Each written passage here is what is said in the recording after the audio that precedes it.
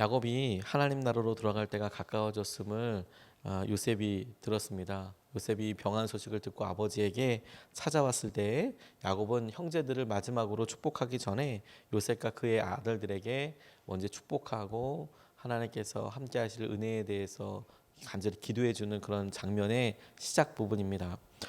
하나님께서 야곱의 삶을 참 기가 막히게 놀랍게 인도하여 주셨는데 그가 평생에 원했던 소원은 에서처럼 살고 싶은 것이었습니다. 형이 태어날 때부터 가지고 있었던 부, 권리, 또 명칭, 나 이런 거 얻고 싶어.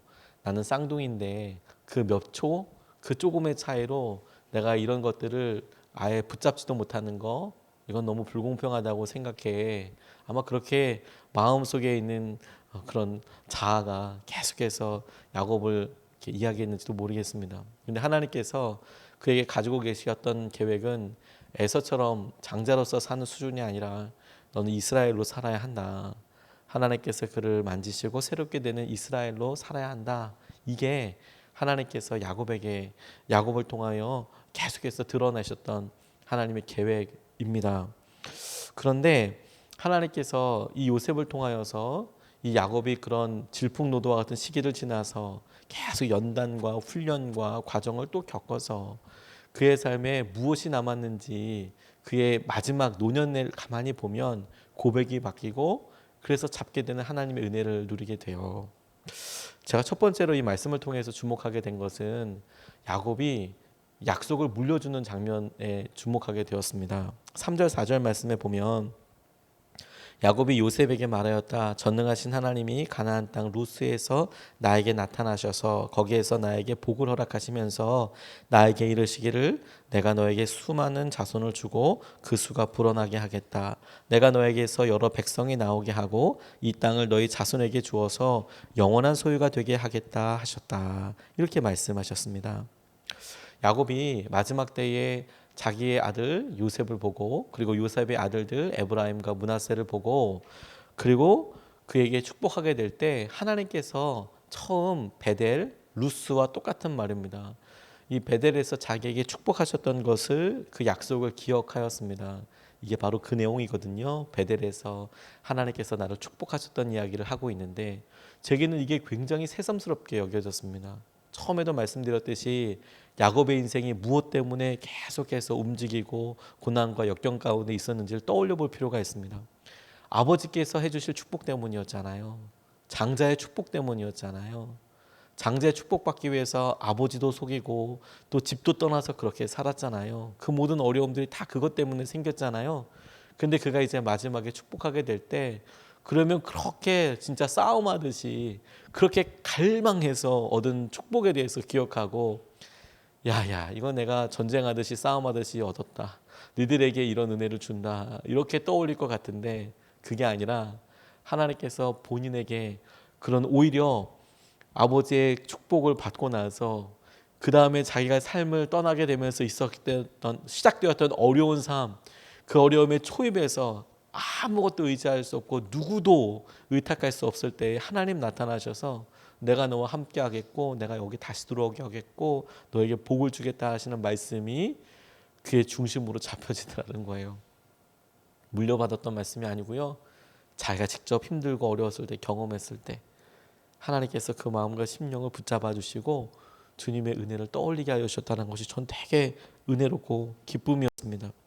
그가 자녀들에게 주고 싶었던 내용은 뭐였냐면 하나님의 축복이었는데 하나님의 약속이었는데 그 약속의 핵심이 무엇이었냐면 그의 부모 이삭에게서 받았던 것 그거 물려주고 싶었던 게 아니고 야 내가 살다가 경험한 그 하나님을 너한테 그 약속을 물려주고 싶다. 이게 제게 되게 마음으로 뭉클했습니다.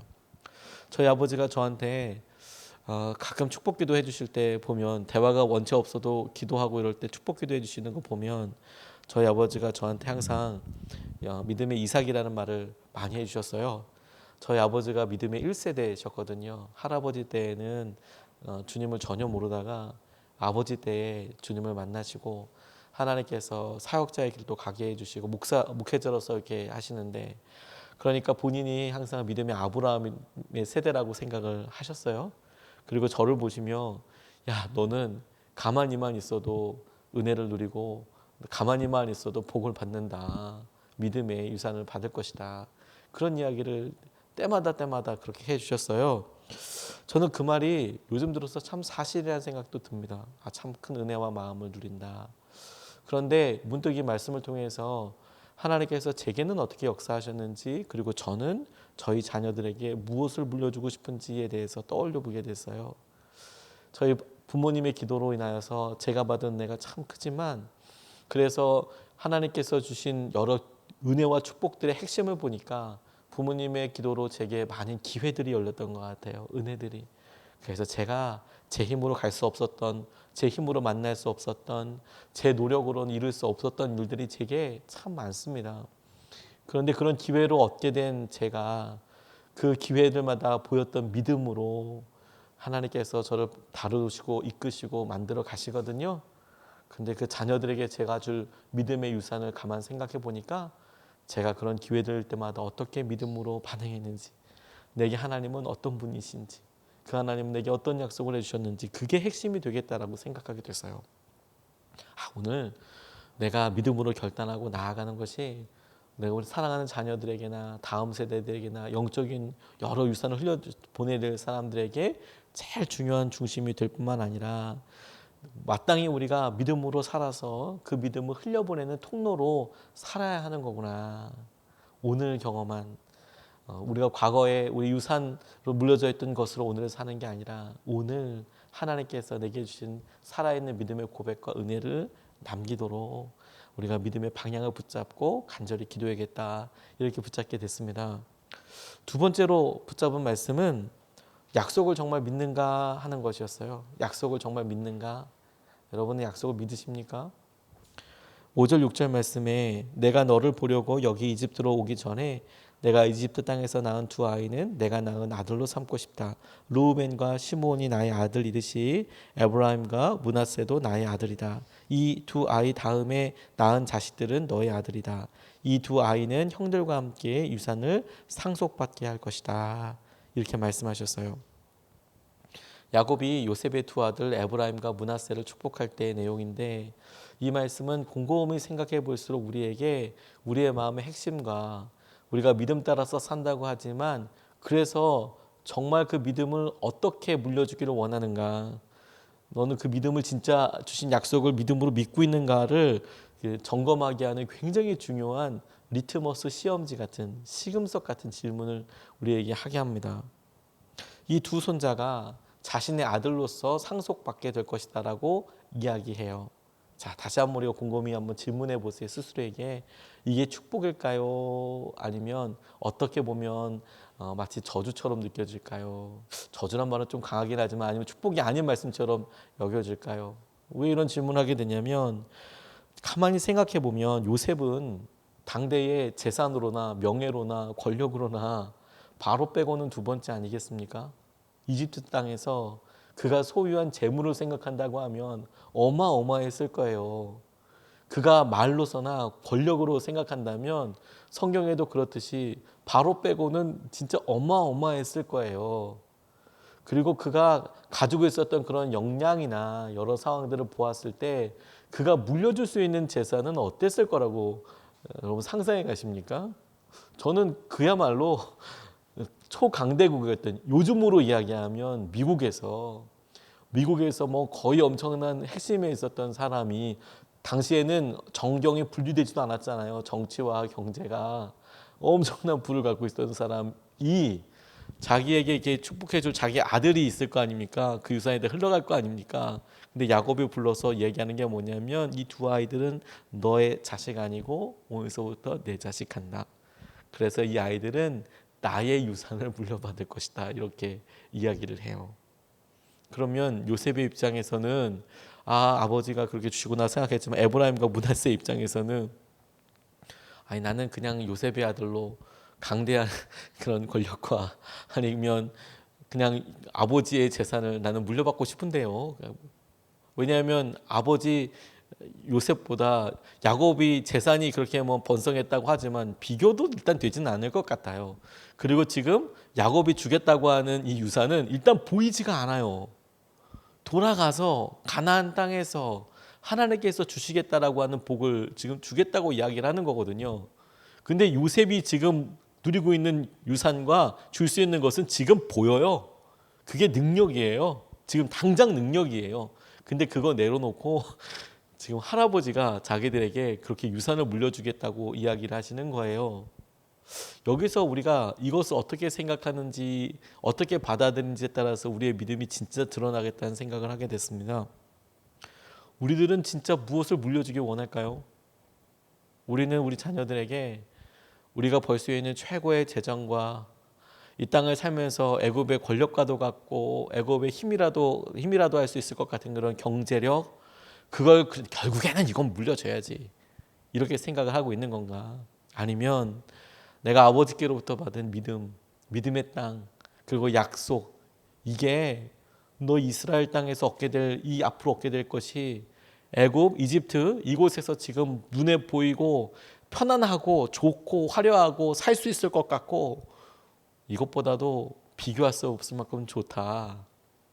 우리는 정말 그렇게 생각할까요? 그게 최고라고 생각을 할까요? 모든 이집트의 재산과 외적인 것들이 아니라 믿음으로 물려주게 될 유산을 야곱은 더 귀하게 여겼거든요. 근데 우리도 정말 이 약속을 믿나요? 이것을 우리가 스스로 점검해 볼 수 있는 이유는 우리가 오늘 무엇 때문에 노심초사하는지, 우리가 무엇 때문에 오늘 삶을 사용하고 있는지를 보면 압니다. 내가 정말 믿음의 다음 세대에게, 우리 자녀에게 이집트의 이 세상의 축복과 이거 남겨주는 것, 그래서 내가 지금 안심하고 있는지, 아니면 하나님께서 말씀하셨던 약속과 하나님 우리에게 주신 은혜를 내가 물려주고 있기에 안심이 되는지.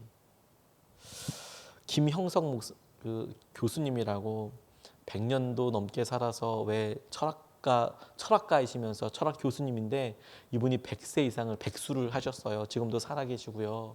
이분이 여러 책을 쓰시는데 그분 책 쓰신 것 중에서 이런 이야기를 쓰셨더라고요.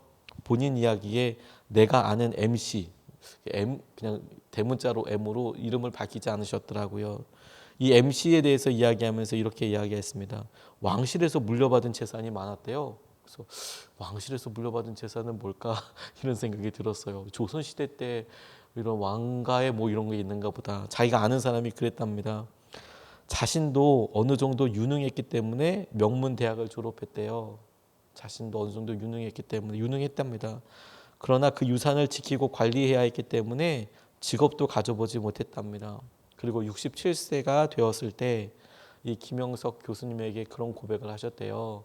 67세가 되셨을 때 차라리 그 재산이 없었다면 떳떳한 사회인으로 보람 있게 살았겠는데 재산을 지키기 위해 자기 인생을 다 낭비하고 말았다.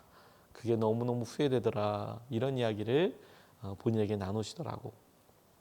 조선시대 때부터 조상들 때부터 내려왔던 그걸 지키고, 그리고 그걸 잘 유지할 수 있는 지혜도 있고 재리도 있어서, 재리가 이렇게 튀인 사람이어서 잘 유지하고 그랬는데, 막상 본인이 그런 넉넉한 삶을 살다 보니까 직장 얻을 필요도 없고 그냥 있는 것 가지고 잘 살면 되고, 그리고 67세 정도 되고 나니까 나는 정작 다른 사람들 다 해봤을 그런 일들을 하지 않고 살았는데 살면서는 그게 좋겠다고 생각을 했겠죠.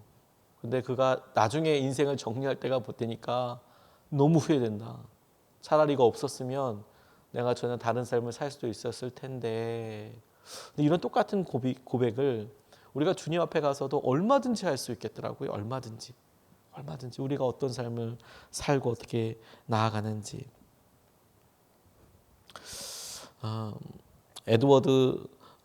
조나단 에드워드라는 분이 엄청난 부흥사로서 쓰임 받았습니다. 그런데 이분이 54세에 한참 설교자로서 많은 사람들에게 영향력을 주고, 그리고 실제로 많은 사람들이 조나단 에드워드 때문에 하나님께로 돌아왔어요. 근데 54살, 요즘 나이로는 54살이 그렇게 많은 나이가 아니죠. 근데 당시만 해도 뭐 여러 일들이 있었겠지만 54살에 천연두 예방접종 부작용으로 죽었어요. 한참 사역을 하고 한참 많은 사람들에게 은혜의 통로로 쓰임받고 있는데, 그 천연두 마마인가요? 뭐 이걸 갖다가 예방주사를 맞다가 그때 그 균을 좀 넣잖아요. 예방 주사를 하다 보니까. 근데 그게 잘못돼서 부작용으로 죽었어요. 진짜 허무하게 죽었습니다. 그런데 이 조나단 에드워드한테는 10명의 자녀가 있었어요. 죽었을 때. 그리고 그 이야기를 사라 에드워드 아내였습니다. 조나단 에드워드의 아내가 사라였는데 사라 에드워드가 그 이야기를 들은 거예요. 남편이 멀쩡하게 사역 잘하고 있다가 건강하게 사역 잘하려고 천연두 예방주사를 맞았는데 그렇게 시름시름 며칠 말다가 갑자기 죽은 거예요. 건강했던 사람이. 황당하죠. 황당하죠. 그런데 이 사라 에드워드가 자기 딸에게 아빠의 죽음에 대해서 자기에게 남편이고 이 편지를 받는 딸에게는 아버지가 되잖아요. 이런 편지의 고백을 남겼습니다. 이렇게 편지를 썼대요. 내가 무슨 말을 하겠니? 거룩하고 선하신 하나님께서 검은 구름으로 우리를 덮으셨구나. 순순히 벌을 받고 입을 막자꾸나. 주님께서 하신 일이란다. 그분이 나로 하여금 그분의 선하심을 찬송하게 하셨으며 그분이 아주 오랫동안 우리와 함께 하셨음을 찬송하게 하셨단다. 그러나 나의 하나님은 살아계신단다. 내 마음이 그분에게 있단다. 나의 남편이요 네 아버지가 우리에게 정말 큰 유산을 남겼구나. 우리 모두는 하나님께 드려졌단다. 나는 하나님 품에 있고 그곳이 좋단다. 이렇게 이야기했대요. 야, 니네 아버지가 돌아가셨는데 갑자기 돌아가시고 나서 내 마음속에 드는 여러 생각들을 보니까 아버지가 돌아가셔서 슬프고 아프고 너무 고통스럽지만 그럼에도 불구하고 하나님은 선하시고 하나님께서 우리에게 주신 가장 커다란 유산이 뭐냐면 우리 모두가 하나님께 드려진 거란다. 이렇게 믿음으로 고백했다는 겁니다. 하나님의 것을 물려주시기를 주님의 이름으로 축복해요. 우리가 이 땅에서 오늘도 살면서 당연히 열심히 살아야겠지만 이렇게 사는 것에 대한 목적을 우리가 꼭 기억했으면 좋겠습니다. 세상에서 하나님의 영광이 되고 하나님의 통로가 되고 우리 자녀들에게나 우리가 만나는 사랑하는 사람들에게 하나님의 복음을 붙잡고 있는 기준이 되며 증인이 되며 주님께서 우리에게 행하시는 은혜를 우리가 우리의 삶을 통해서 드러나게 될, 물론 단기전이 아니라 장기전으로 우리의 삶 전체를 가지고 드러나게 통로가 되는 것일 텐데 하나님 마음과 은혜를 우리가 붙잡게 하여 주십시오. 오늘 우리가 믿음으로 주님을 다시 보게 되는 하루 되시기를 주님의 이름으로 축복합니다.